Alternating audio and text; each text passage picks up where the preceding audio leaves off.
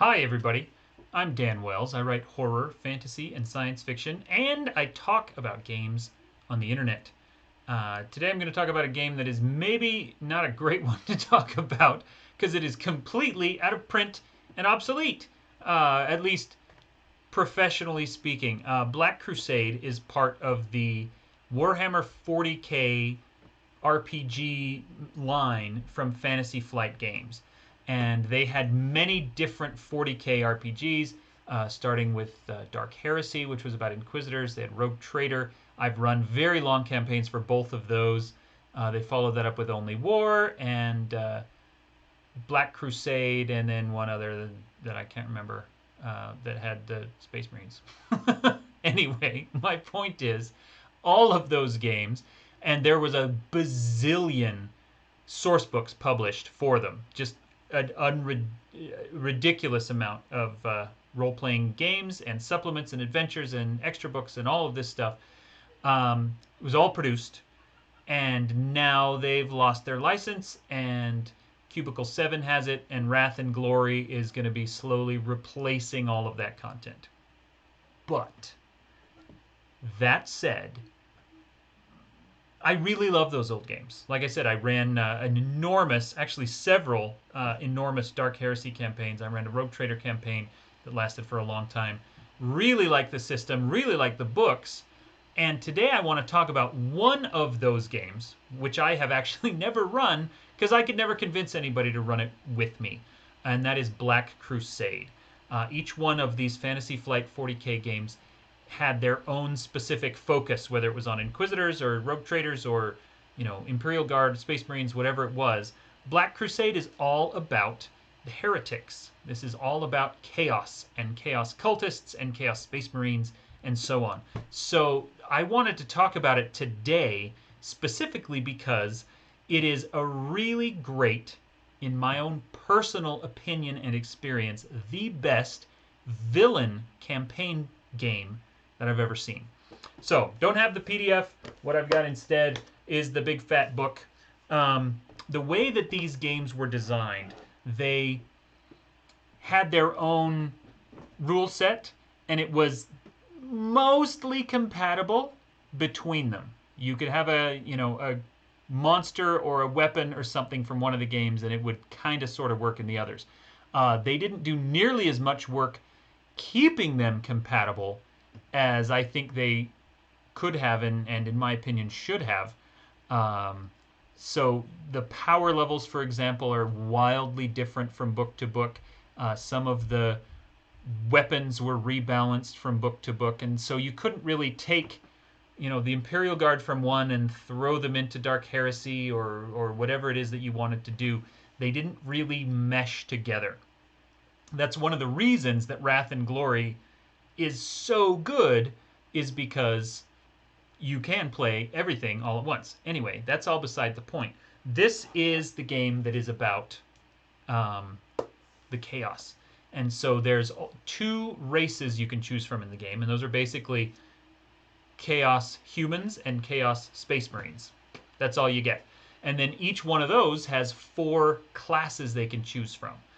And those are things like the heretic, that is the evil version of the magic mechanic, and they had sorcerers, and they had different flavors of space marine and so on. And then of course you also pick which of the 4 Warhammer chaos gods that you're going to follow. But the book made clear the idea that you're not in this for the glory of that chaos god, you're in it for yourself. And so even though you might follow Nurgle, for example, who's the god of decay and corruption, that doesn't necessarily mean that you're trying to forward his agenda. You're trying to forward your own agenda because it lines up with his. And that's a subtle but an important difference. One of the reasons that I think that this book does such an incredible job at being a villain-centric campaign is that it is upfront about 2 things. First of all, that you are bad guys, okay? You are not the heroes, and that is going to change the kinds of adventures that you do and the kinds of things that you do. And we'll get to that in a minute. Number 2 is it goes out of its way and over and over throughout the book reiterates in different sections and in different ways the idea that even though you're evil, that doesn't mean that you are all complete anarchist sociopaths, right? And that tends to be what happens. Anyone out there who's had a play group that's like, let's play villains this time, and then you end up trying to backstab each other and steal from each other, and just there's no guidance at all to the campaign, and it kind of turns into this wild, hedonistic thing, and it falls apart after just a few sessions because nobody wants to just constantly be on the guard from being murdered by their own friends for no reason other than we're villains and that's what they do. So what Black Crusade does is, first of all, it starts with this idea that you are all out for yourselves, but you are working together because you are clever, you are intelligent, you have a plan. Also, just because you are aligned with chaos, you are automatically opposed to everyone, and almost everyone in the universe is opposed to you, right? And so you can't just go around wantonly killing and burning things, because then law enforcement or space marines or inquisitors, whoever it is going to figure out what's going on, and they're going to come after you. And so laying low and being stealthy about it is more valuable.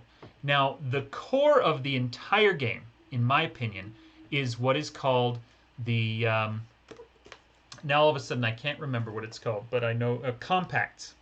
Compacts! I turned right to the page because I had it marked, because it's the core of the whole game. So a compact is what your playgroup is going to do when you get together. So one of the kind of principles of storytelling, right, is that typically the villains are more proactive than the heroes.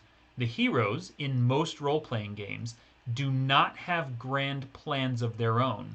They exist solely to foil the plot of the dragon who's terrorizing the town, or the vampire who's moved into the castle, or the supervillain who's trying to destroy the city, right?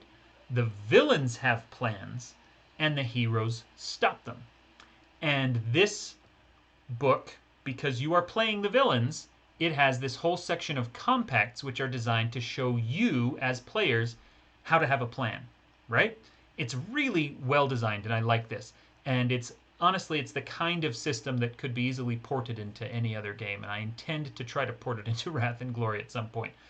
So what you do is you sit down with your group of players, and all the players together, they need to have solid reasons that they're going to work together. They need to have their own ambitions. And then as a group, they decide, well, what are we going to do? And this could be anything. And this could be the kind of thing like, maybe we are going to try to bring down this specific planet, right? And, we want to destroy them, or we want to bring them over to the side of chaos. And you need to, be specific about this. Are you planning to conquer the planet and rule it for yourselves?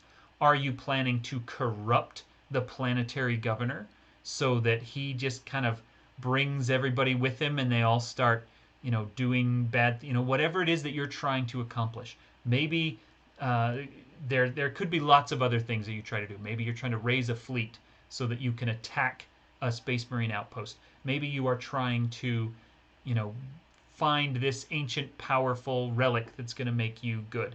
Or not good, but like stronger. Whatever it is that you decide to do as a group, you figure out what it is. And so right from the beginning, your player group is guiding the story. And this is a really fun change of pace and a fun challenge for a game master, because you don't necessarily have to come up with a campaign, right? You just go to the players and say, what are you going to do? And they say, well, we're going to corrupt this planetary governor. And then you break that down into secondary objectives. You have your primary, and then you say, well, secondary objectives, I think first we're going to want to sow some discord among the people, right? And then second, maybe we're going to want to try to get some mutagens into their food or water system that will, start corrupting them.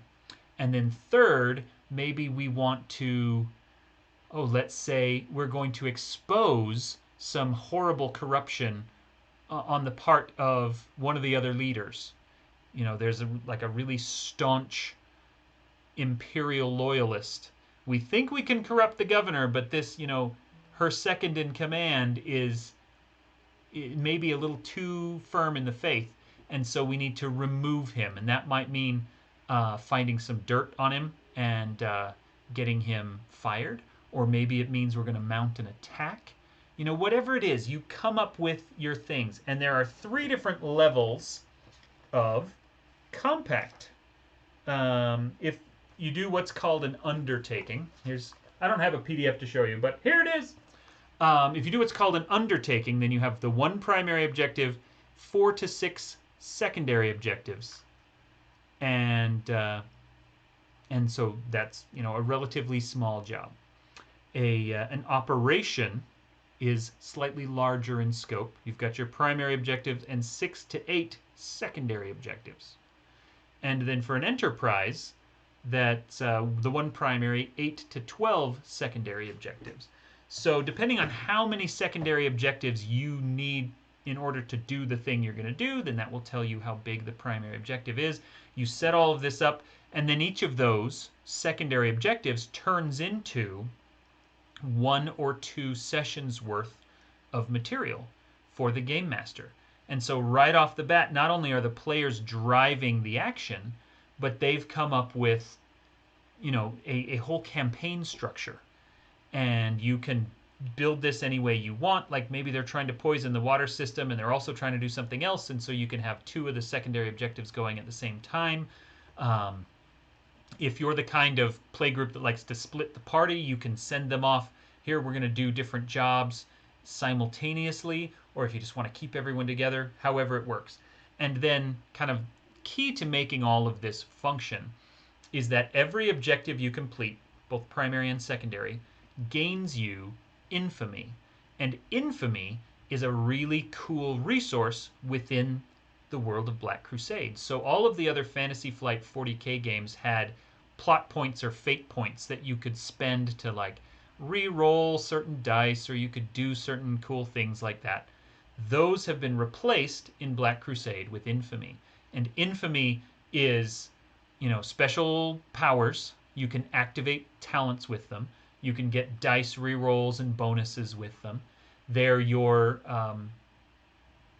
money system as well, because chaos cultists can't really just walk down to the store and buy something.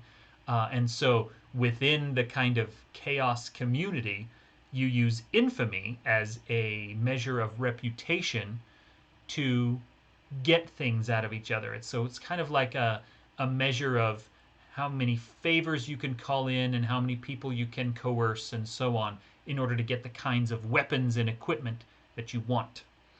It even has a really nice little rule that I love, where if you have, let's say that you want to buy some equipment for somebody else in your group because you have more infamy than they do, so it'll be easier for you to do it. That person that you bought the thing for, they still have to make an infamy check anyway. And if they succeed, then everyone's like, oh, great, look, they're so powerful that this other person is giving them a gift. And if they fail their infamy check, then everyone says, oh, that guy, he's so weak, he has to rely on other people. He's kind of subservient to them.